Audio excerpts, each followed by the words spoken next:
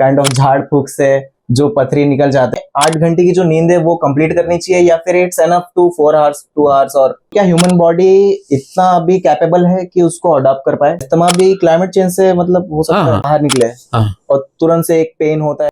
Okay, so hello everyone, welcome to the जयकल की podcast और मैं हूँ आपका host Badal Chauhan. Today we have very special guest doctor Dinesh Gangwani.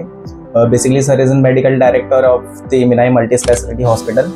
आज सर के बारे में जानेंगे, सर की जर्नी के बारे में जानेंगे। बहुत सारे क्वेश्चंस हैं जो सर से पूछने पर्सनली, और जो लोगों को जो आजकल मिथ होते हैं बहुत सारी चीज़ें कि नहीं पता है और एक डॉक्टर से पूछी जाए तो आज वो सारी चीज़ें देखेंगे। तो basically sir, how are you sir? Fine Badal, how are you? I am good sir. So अपने बारे में बताइए सर थोड़ा। I am doctor Dinesh Gangwani, practicing as critical care physician in Mira Bhayandar since last 18 years. Okay. I have a special interest in cardiology, diabetology, todeco, neurology and gastroenterology. Okay. I've been practicing in Mumbai since last 25 years. Initially I was in Leelavati Hospital, Raheja Hospital, Nanavati Hospital. Then I started my practice here in 2008. Very nice sir. Since 2008 I am serving the people of Mira Bhayandar.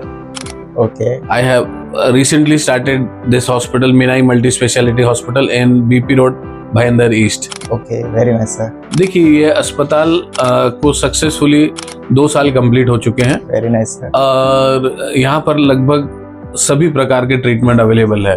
हमारे पास department of paediatrics है, department of gynaecology है, obstetrics है जिसमें normal delivery, caesarean वगैरह होता है, department of orthopaedic है जिसमें घुटनों के दर्द, पीठ दर्द और दूसरे प्रकार के हड्डियों के रोगों की एक्सपीरियंस डॉक्टर के द्वारा ट्रीटमेंट होता है। ओके, सो एक हिसाब से अगर बोला जाए तो ऑलमोस्ट सारे डिपार्टमेंट्स हमारे हॉस्पिटल में अवेलेबल है।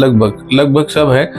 ऑर्थोपेडिक डिपार्टमेंट के बाद आता है जनरल सर्जरी का डिपार्टमेंट जिसमें हर्निया, पाइल्स, फिशर, फिस्टुला, उनका भी सक्सेसफुली इलाज होता है। वो मिनिमल एक्सेस सर्जरी होती है उसमें, और लगभग डे केयर सर्जरी है कि सुबह आके शाम को डिस्चार्ज हो जाता है। Very nice. क्योंकि आजकल जो हिसाब से लोगों का जो रूटीन है, लोग यही चाहते हैं कि जितना जल्दी हम फिर से डेली रूटीन में। तो अभी मेडिकल फील्ड बहुत एडवांस हो चुका है जिसमें हम कम स्टे के साथ अच्छे सर्जरीज कर सकते हैं और मिनिमल एक्सेस की होल सर्जरी जिसको कहते हैं वो कर सकते हैं। ओके, वो फैसिलिटीज है हमारे, वो फैसिलिटी है अपने यहाँ। उसके बाद यूरोलॉजी जिसमें स्टोन सर्जरी होती है, प्रोस्टेट सर्जरी होती है जो आजकल सबसे ज्यादा कॉमन है। ओके, वो भी हमारे यहाँ सक्सेसफुली हो चुकी है।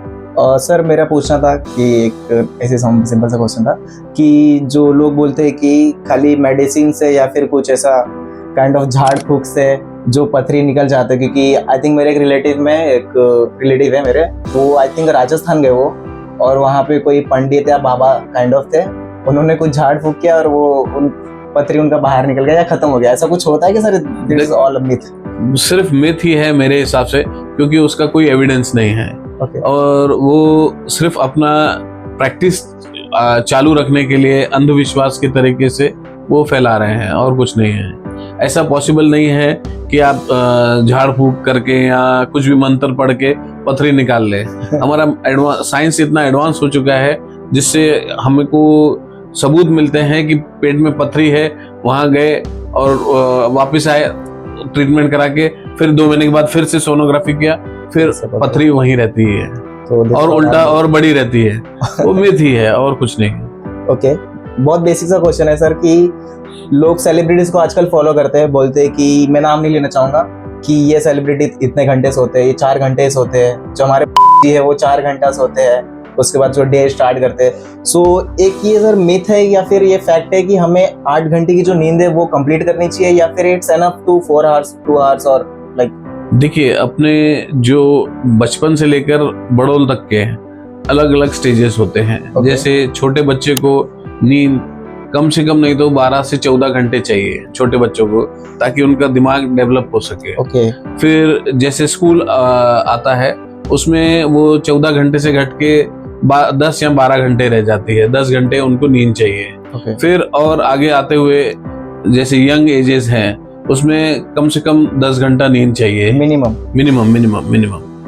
उसके बाद जैसे हम ऐसे वर्किंग पीपल हैं तो उसमें भी हमारे दिमाग को रेस्ट चाहिए, और उसके लिए भी हमको लगभग 10 घंटे नहीं तो मिनिमम 8 घंटे नींद चाहिए, ताकि हमारा दिमाग रिजुविनेट कर सके और दूसरे दिन के लिए बेहतर काम कर सके, रेडी रह सके। ओके, उससे क्या है, परफॉर्मेंस काफी अच्छी हो जाती है दूसरे दिन काम करने की। कोई साइड इफेक्ट है सर, अगर जैसे कि कोई ना चाह के भी 8 घंटा नहीं सो पा रहा है, उसका रूटीन ऐसा है, तो फिर उसके क्या है, डाइजेस्टिव सिस्टम गड़बड़ हो जाएगा, न्यूरोलॉजिकल सिस्टम सही नहीं काम करेगा, नींद आएगी, हेडेक होएगा, ब्लड प्रेशर बढ़ सकता है, और काफी सारी चीजें हैं उसमें। सो नींद पूरी ना करने के भी साइड इफेक्ट्स है। बहुत साइड इफेक्ट है। ओके, मेरा एक क्वेश्चन था सर कि जो आजकल सर डायरेक्ट क्लाइमेट चेंज होते हैं, मतलब आए दिन डायरेक्टली धूप निकल जाना, या फिर अचानक से रेनी सीजन, या फिर सारी चीजें कभी कभी हो जाती है, तो क्या ह्यूमन बॉडी इतना अभी कैपेबल है कि उसको अडॉप्ट कर पाए? देखिए, जैसे टेम्परेचर रिलेटेड हर आदमी पर अलग अलग इफेक्ट डालता है। एल्डरली और बच्चों पे खास करके ज़्यादा होता है कि अगर आप ज़्यादा गर्मी में निकल गए तो उसमें डिहाइड्रेशन हो सकता है, और रेस्पिरेटरी सिस्टम में प्रॉब्लम हो सकता है। जैसे कोई एस्थमेटिक है, उसको जैसे ही क्लाइमेट चेंज होता है तो उसके जो लंग्स हैं वो अडॉप्ट नहीं कर पाते हैं वो टेम्परेचर, इसकी वजह से उनको कुछ हाइपर सेंसिटिव डिजीजेज हो सकती हैं, जैसे asthma, hyper sensitive pneumonia. Asthma भी सर, सॉरी सर, एस्थमा भी क्लाइमेट चेंज से मतलब हो सकता है? हाँ, क्योंकि जैसे ही हमारा बारिश होती है, नए पौधे उगते हैं, तो उसके पोलन से भी उनको एलर्जी हो सकती है और वो एस्थमा बढ़ सकता है। तो उस वक्त पे डॉक्टर की सलाह जरूरी रहती है, ताकि वो मेडिसिन को एडजस्ट करके सीवियरिटी को कंट्रोल कर सको। प्लस कभी कभी मेंटल हेल्थ भी उसमें अफेक्ट करती है कि ज्यादा, हाँ, कभी कभी ज्यादा ठंड लगे तो माइग्रेन के अटैक्स ज्यादा हो सकते हैं, और कॉग्निटिव इम्पेयरमेंट हाइपर हो सकता है, मतलब काफी तकलीफ है। ओके, एक सेकंड, सॉरी सर, लाइक मैं तो अभी तक सोचता था लाइक जो माइग्रेन वगैरह होते हैं वो हाइपरटेंशन हो गया, या फिर वो हाइपरटेंशन से वो रिलेटेड है, चेंज से भी यस माइग्रेन हो सकता है। ये वो सेंसिटिव क्या बोलते हैं बीमारी है, जो किसी किसी को ज्यादा ठंड या ज्यादा गर्मी की वजह से भी एक्सरबेट हो सकता है। ओके, हाँ, कभी कभी हम ऐसा होता है कि ऑफिस में दिन भर एसी में है, हाँ, और सडनली हम थोड़ा सा बाहर निकले, हाँ, और तुरंत से एक पेन होता है सर में, हाँ, that kind of like that aggravates. Okay sir, very nice.